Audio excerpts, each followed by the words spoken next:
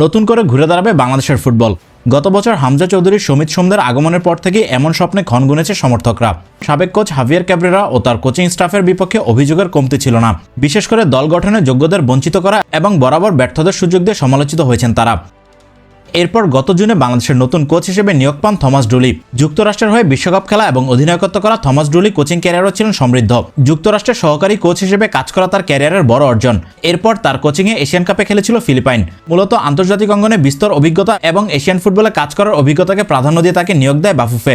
নিজের প্রথম অ্যাসাইনমেন্টে সান মারিনোকে হারানোর সুখস্মৃতি রয়েছে তার। তবে সময়ের অভাবে পূর্ণাঙ্গ কোচিং প্যানেল পাননি তিনি। এবার পূর্ণতা পেয়েছে থমাস ডুলির কোচিং প্যানেল। বাংলাদেশের সহকারী কোচ হিসেবে দায়িত্ব পেয়েছেন অভিজ্ঞ জার্মান কোচ রেইনহার্ড স্ট্রাম্প। তুর্কি জায়ান্ট গালাতাসারের অনূর্ধ্ব-17 দলের কোচ হিসেবে কোচিং ক্যারিয়ার শুরু করেন তিনি। এরপর ক্লাবটির মূল দলের সহকারী কোচ হিসেবে কাজ করেন। এরপর জার্মান ক্লাব এফসি কোলনের অনূর্ধ্ব-19 দলের কোচ এবং মূল দলের সহকারী কোচের ভূমিকায় কাজ করেন। এরপর এফসি কাইজারস্লাউটার্নের সহকারী এবং পরবর্তীতে হেড কোচের দায়িত্ব পালন করেন। সেই সময় তার অধীনে খেলেছিলেন জার্মান কিংবদন্তি মিরোস্লাভ ক্লোসা। এরপর সহকারী কোচ হিসেবে কাজ করেন উলফসবার্গ, গালাতাসারাই এবং আল হিলালে। এরপর তিউনিসিয়ার ক্লাব সিএস সাফাক্সিয়ানের হেড কোচ হিসেবে কাজ করেন তিনি। এরপর সৌদিতে এসে আল হিলাল অনূর্ধ্ব-23, আল শাবাব এবং আল ইত্তিফাকের কোচ হিসেবে কাজ করেন রেইনহার্ড স্ট্রাম্প। উল্লেখ্য 2018 সাল থেকে পেশাদার কোচিংয়ের বাইরে ছিলেন তিনি। তাই তো বাংলাদেশের সহকারী কোচ হয়ে আবারও ফিরবেন কোচিংয়ে। খেলোয়াড়ী জীবনে তিনি খেলেছেন বুন্দেসলিগা, তুর্কি লিগ, চ্যাম্পিয়ন্স লিগ এবং উয়েফা কাপের মতো আসরে। তাই তো গ্লোবাল ফুটবলের বেশ অভিজ্ঞ একজন খেলোয়াড় এবং কোচকে পাচ্ছে বাংলাদেশের ফুটবলাররা। এদিকে বাংলাদেশ জাতীয় ফুটবল দলের আরও একজন নতুন সহকারী কোচ এনগুয়েন হোয়াং লান।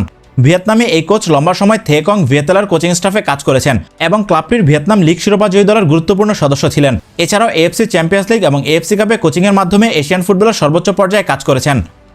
কখনো পেশাদার ফুটবল না খেলা হোয়াং মূলত একজন ক্রীড়া সাংবাদিক হিসেবে কাজ করতেন।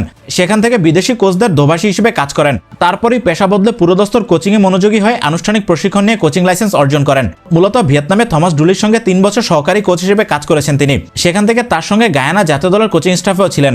মূলত থমাস ডুলির পরামর্শে তাকে নিয়োগ দিয়েছে বাফুফে।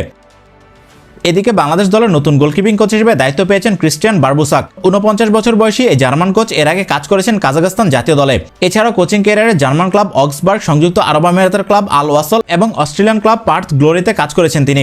এছাড়াও চেক রিপাবলিক এবং আইসল্যান্ডের টপ টায়ারের ক্লাবেও কাজ করেছেন। খেলোয়াড়ী জীবনে খেলেছেন বায়ার্ন মিউনিখের বয়সভিত্তিক দলে। তাই বাংলাদেশের গোলকিপারদের জন্য বেশ হাই প্রোফাইল একজন কোচকে নিয়োগ দিয়েছে বাফুফে। আগামী সেপ্টেম্বর উইন্ডোতে পূর্ণাঙ্গ কোচিং প্যানেলের অধীনে মাঠে নামবে বাংলাদেশ। ঘরের মাঠে 4 জাতি বা 3 জাতি টুর্নামেন্ট আয়োজনের লক্ষ্য বাফুফের।